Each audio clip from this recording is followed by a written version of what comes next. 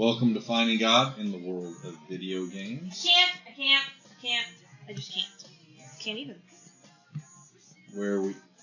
What's happening? I can't even right now. Do you want to talk about it? Okay, so I was looking forward to Avengers coming out, right? Yes. And apparently it's not anymore. No, it's coming out. Well, it's delayed. It's not coming out when I wanted it to come out. So now I have no idea what I'm going to look forward to. I mean, I guess I kind of have Iron Man to look forward to. That's coming out pretty soon, isn't it? VR Iron Man? Yeah. Well, about that. It got pushed back. Are you serious? To May. Yes, Iron Man VR is coming out in May. Okay. So, I guess we have Final Fantasy, right? Well, we do. It's moved to April now. It's not coming out. Okay. What is happening right now? Nothing I want is coming out when I anticipated it to come out. This is the sound of inevitability. This is the end, of a console cycle anyway. This is the end of this console generation. This is the final year of seeing these new titles to come out. So hold tightly to your pre-order receipts for Animal Crossing. Hope and pray that comes out on time, and buckle up for the ride. Okay, so I think I'm getting the picture now. Literally, almost every single highly anticipated game in the first half of the year has been pushed back as we enter this painful final year of the console cycle. You can practically hear the gears churning and groaning as publishers switch their priorities to developing games for the upcoming PlayStation 5 and the Xbox Series X, and it's no mere coincidence that titles such as Cyberpunk 2077, Avengers, Watch Dogs Legion, these are seeing significant delays amidst the rumors that the next generation versions of these titles are being developed simultaneously alongside the current generation versions. The priorities are shifting over the next several months. We should brace ourselves for even more bad news as the once fertile ground of our PS4 and Xbox One landscape begins to dry up and our favorite developers move on to the greener pastures of the future. The straight talk is that even though we have some amazing titles left before the final curtain drops on this generation of consoles, there certainly remain some challenging and disappointing days ahead until that glorious future hits. You know what the funny thing is? Do tell. So I would have never been disappointed if I would have never even known what the launch dates were supposed to be for any of these titles. You're not wrong, but if you think about it, we were all pleasantly surprised to even get a release date on the Final Fantasy VII Remake. We've been waiting for that for a very long time. And the fact that Cyberpunk 2077 is coming out on current-gen consoles at all is honestly very surprising, and it's very nice that they're doing that. But the problem is we normally build ourselves up and we get all this anticipation and excitement about these specific dates when we're given them, and we start making plans around that. And then when it doesn't come through, we almost feel like there's a promise that's not being kept by these developers, even though they gave it with the best of intentions in mind. So, I mean, why do they even do this? Create release dates that they can't deliver? Well, honestly, there's a few aspects here, and that's the curse of being a video game developer. They get very excited about sharing about their passion projects as early as they can, and they want to fan the flames of their fans' interest in it, so they start releasing information very, very quickly, honestly, many times before it's ready. On top of that, you do have publishers that are demanding to hit certain release windows for retail reasons and such, so they've got a few different components to this, and then, of course, you have the simple fact of the matter that they're working with evolving game engines, which can either push up or delay their progress. Many times we even see developers that change entire game engines in the middle of development, which is obviously going to push back a very anticipated release into a window it previously wasn't going to be part of. I'm really starting to wonder if we would have been much better off not even knowing what these release dates were to begin with. Well, the truth is we don't really need release dates. We want them. But to be honest, in our daily lives, we operate in a very similar fashion. We live in a way that we like to have these very confirmed, committed, guaranteed futures. We like the stability of paychecks that are the same every single time we receive them. We like the predictability of routine maintenance on things to make sure that they are always working. And honestly, I think a lot of times we appreciate these very secure, if maybe somewhat monotonous daily routines. I mean, I don't know about all that. That definitely doesn't sound like me. I'm not about that boring, rigid, routine-based life. I like spontaneous. I like surprises. I like to live dangerously. Sure you do. So next time, let's see how you feel. Do you really think that's how you feel? So the next time, let's say that you sit down on the toilet and you're taking care of your business. Oh no. So you'd appreciate if the toilet just spontaneously decides it's going to flush upwards instead of downwards. That's not what I mean. You don't like that. Okay, well let's say when we go outside and we go to get in the car, let's say that instead of the car being there's just a flock of pigeons. Now we've got to lasso them together and we've got to Mary Poppins our way to the grocery store. No. Carrier pigeons. That Maybe that's not how they work. Well, the reality is, it's not that we probably like surprises so much, but we only like good surprises, maybe is a better way to look at it. The actuality is when things are important, we do like a certain amount of structure. Mm-hmm. It's okay to have surprises as long as they're pleasant, happy, better than what you expected, not so much when it flushes up and splatters all over you. Gross. It's a good verbal picture. When it comes to the basics of life, we tend to appreciate a very limited amount of deviations from our safe zone. Even the most adventurous and carefree soul, like you, have certain areas of their life that they prefer to remain static, safe, and predictable. But in our walk with God, that stability is not necessarily provided in the manner that we would prefer.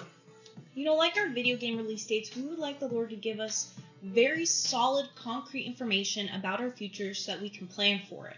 And we would really like Him to not only make this path clear and easy to understand, but we would also like all the problems and payments taken care of up front. And as we will see in the upcoming scriptures, well, that isn't quite the way He operates. If you've ever held a Bible in your hand that has maps in the back, you've probably seen one of these before. It's a map of the Apostle Paul's missionary journeys. Paul is probably the most well-known missionary of all time, and he traveled all over the map quite literally to build churches and spread the message of Christ. But here's the funny thing that you may have never thought about. Paul was never given this map. His Bible did not have these maps in the back of it. It didn't even have the second half of the Bible in it because he was still living it. Heck, he was still writing it. So let me show you what didn't happen first. This is a hypothetical conversation between Paul and God. Hey, Paul, how's it going? Nah, just chilling. Sweet. So here's a map of the next 10 years of your life. Make sure you follow the arrows so you don't get lost. I color-coded them to make it easy for you. The magenta one is going to be last. Make sure you don't mix it up with the purple one. Got it. Now, did you already make reservations? Please. Who do you think you're working with? It's all right there in your itinerary. I already paid for all the reservations in advance. Just show them your card and you should be good to go. Don't forget to scan your frequent traveler card because I'm kind of counting on those miles to help pay for Peter's trip next month. Got it. Now, I know that probably seemed pretty absurd, but honestly, that's what many of us seem to expect from our walk with the Lord, that somehow this is some all-inclusive, all-expense-paid, here's your itinerary advanced trip into what God wants for us to do with our lives. And everything is conveniently prepared for us upon arrival. We'd all prefer if He'd give us that whole plan in advance and all the provisions that we need up front. Well, let's take a look and check out the scriptures and see how this really worked for Paul. So we see here in the book of Acts, we're observing what Paul is doing in his beginning of his missionary journeys here, and we see that his path to his next stop has absolutely nothing to do with well-laid plans of travel or some reservations to a nice hotel. No. He is being chased actively out of the city that he is in with violence, where they are attempting to stone him, and goes to the next stop by running away from his previous experience. So probably not what we would all consider the ideal travel plans. And it'll probably become more clear as we continue and move to this next verse where we see in Acts chapter 16 that Paul wants to go to one place in the region of Galatia, and God says, no, you're not going to go. As a matter of fact, you don't get to go to Asia at all. So they travel to another area, and they want to go into a place called Bithynia. And God says, no, not that either. And as they continue moving on, now they're in Troas, God finally just comes to him in a dream and sends him a person from Macedonia in a dream, says, we need you to come to Macedonia. That's where you're supposed to go. So instead of getting some nice drawn-out itinerary where he knows exactly where he's supposed to go, he's literally being chased out of one place, shut out of the places where he would like to go, where he intends to go, and then finally God says, all right, here. let me just spell it out for you. You're going to Macedonia. This is what's happening right now.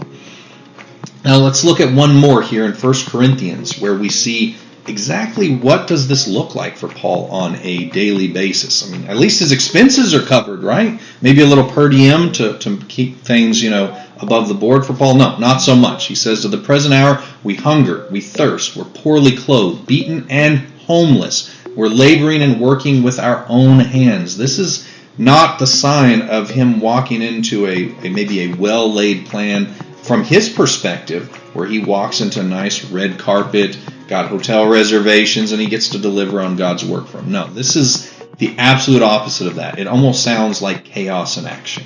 We'll put a few more verses behind us just so that way you can have a few more points of reference. The point of all of these, and each of the ones that are going to be showing behind us here, is to demonstrate really just a couple of very simple critical points. That throughout his missionary voyages, Paul did not have a map to know exactly where he was going to go and what his next step was.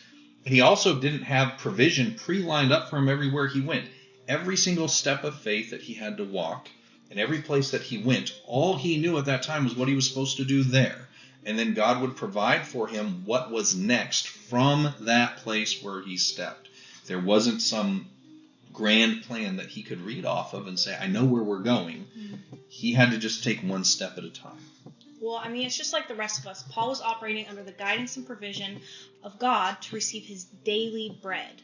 No long-term map, no deposits, no reservations, just a walk of faith from one spot to the next. And most of the time, he didn't even know what the next stop was. As a matter of fact, he would often get the guidance from the Lord while he was literally on the run, and on the run for his life in many of these circumstances.